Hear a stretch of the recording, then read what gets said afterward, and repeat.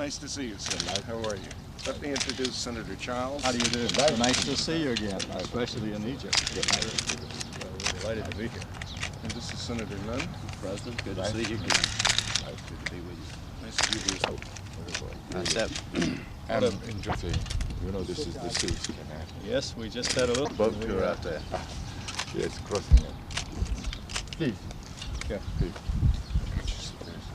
Nine. And boy, and the girl. Mr. President, I talked to Ambassador Alts on the telephone yesterday, and he asked me, I told him I was coming down to see you, and he asked me to please give you his very best regards. He misses you, and he hopes to be back here perhaps in January too. Like I said, 5 years. All of them, full of events. Certainly has Well, we've enjoyed having you so much in Washington. You know, I was one of your hosts at that luncheon you had in lots. Yes, every day. There are changes, and still there are.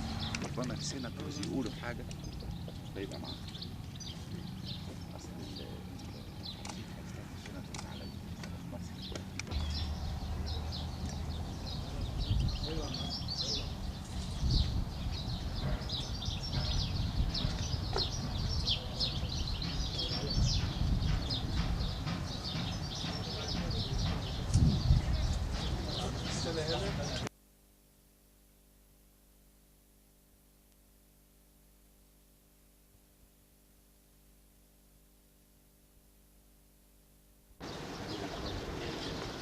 Today, I think that he's very, very optimistic after his meeting at Alish with Prime Minister Begin, and he was talking about that he feels that there are going to be some changes in the future in regard to the autonomy talks are going to go. He's optimistic that they'll go well. He's optimistic that he's going to receive some more support in those talks now. Well, did he give you any indication of what leads him to be optimistic at this point? Any areas where they can bridge the gap, which has been wide in the past?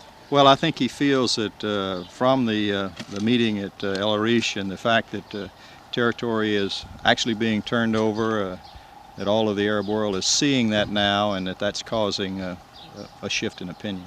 Well, has there been any indication that the Arabs are now going to ease up on the boycott or anything like that? Did the president indicate that?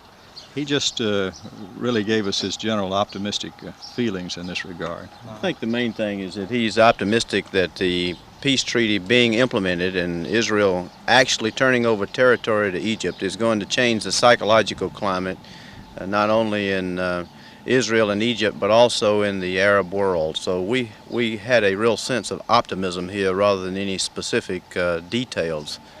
Mm-hmm. Well, did he give you any idea? Details, we'll leave that up to the negotiators. We did have a general discussion about the overall peace treaty, the U.S.-Egypt relationship, the overall security of this area of the world, but we didn't get into real details on that subject. Did he mention the PLO and whether he feels the United States should recognize the PLO, for example? We talked in general. I wouldn't want to go into any more detail on that subject or the details of the conversation. We talked in general about the Palestinian problem. It's obvious to me that President Sadat is fully committed to a comprehensive peace. He has not visualized a separate peace treaty. He feels that this is a first step towards a comprehensive peace, and he's very concerned about the Palestinian people. He's very concerned about Gaza and the West Bank, and I think that'll be reflected in his position as he reveals it.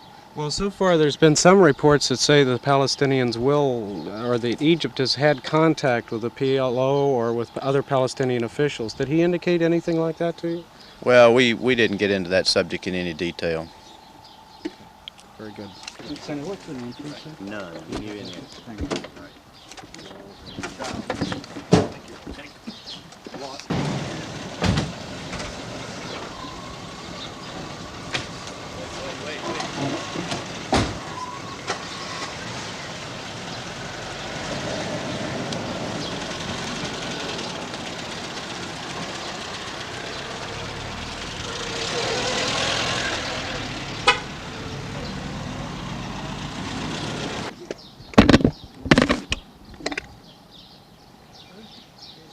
shooting.